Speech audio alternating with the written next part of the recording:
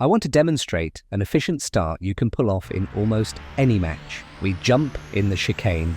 This stealth attack helicopter rewards patient flying. Play your cards right and you are immune to radar attacks and can disrupt so many IR attacks the enemy will run out of ammo before you run out of flares.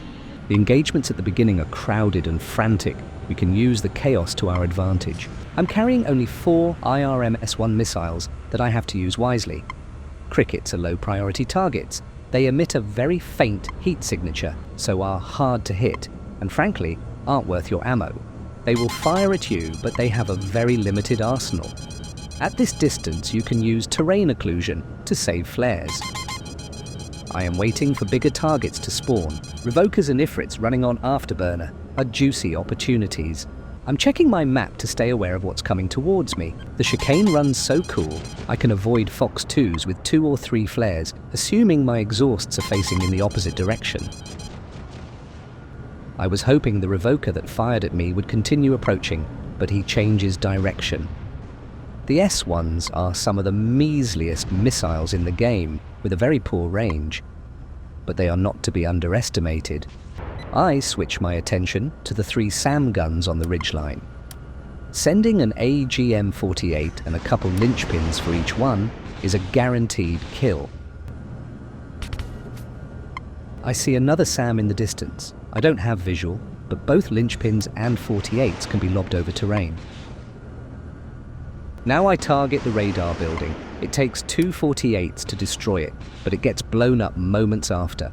I could have spotted the friendly missiles coming at it on the map.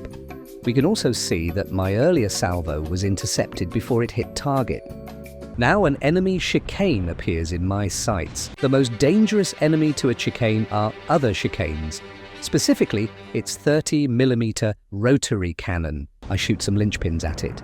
Optical missiles have a very low chance of actually hitting flying targets, but you can get lucky sometimes, and it's very amusing. As both of our gunners are firing, a compass joins in with a Fox 2 to my right. I turn to engage the compass while my gunner keeps firing at the chicane. Movement will also help evade the incoming fire. I fire a Fox 2 at the compass. He flares very late and sustains moderate damage to his tail. Meanwhile, the gunners are exchanging blows with the autocannons. I tank some hits which damage my left engine, but I can also hear successful hits on the enemy.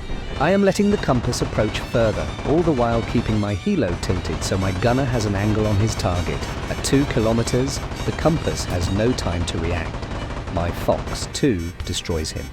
I glance to my left and see my gunner has done a good job. The enemy chicane is careening towards the ground. It rolls down the hill and disintegrates on the slope. My helicopter is fine, albeit I am flying with reduced power. I fire a bigger salvo at the SAM I missed earlier, then turn at 4 recon trucks down the road. Again, I have no sight, but my missiles acquire visual by themselves. A Fox 3 locks onto me, and I calmly descend. It impacts terrain or loses lock. A very close call. I check the map and see an Ifrit is firing at me. I send him a Fox 2, but I am too hasty. He has enough time to flare. The fighter is bolting towards me, and with 1 shot left, I need to make it count. At 1200 meters, the S1 has better chances. It strikes a hit. The enemy fighter strafes at me and thankfully misses. He flies just over my head and slams into the field. Glorious. The Allied pilot on the ground gives me a thumbs up, and I continue on my way.